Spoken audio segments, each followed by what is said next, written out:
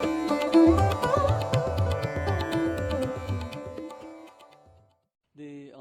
last 14 July, ISRO launched into space Chandrayaan-3, and since then we have been waiting with bated breath that when different steps in the entire journey will be taken up.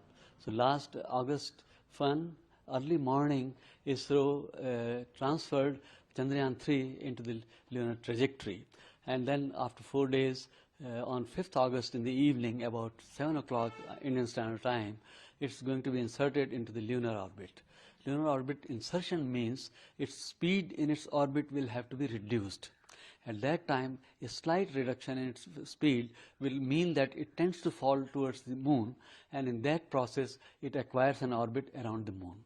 And that orbit is going to be highly elliptical, and ISRO said that they are going to follow very similarly what had happened during Chandrayaan-2's time, when orbiter with lander and rover went into a highly elliptical orbit around the moon.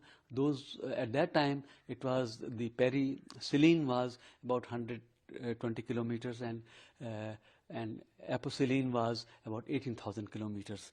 By the other terms also used apophelion and perihelion, but that means that in a highly elliptical orbit, the nearest point from the surface and the farthest point from the surface, that's how these figures are indicated. In the matter of Chandrayaan-3 also, at least I will expect that very similar orbit will be formed.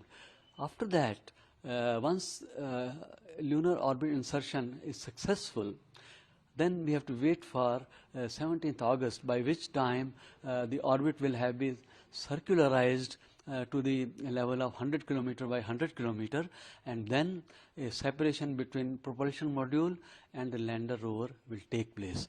After that, lander rover will be placed in another elliptical orbit, and on 23rd August in the evening, 5:47, we are expecting touchdown.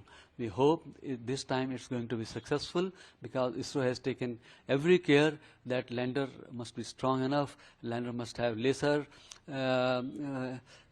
altimeters and laser inertial reference systems, so that there is no error of any kind, and then lander is taken to the surface of the moon at a very slow speed in a very successful manner. The landing speed will be 2 meters per second.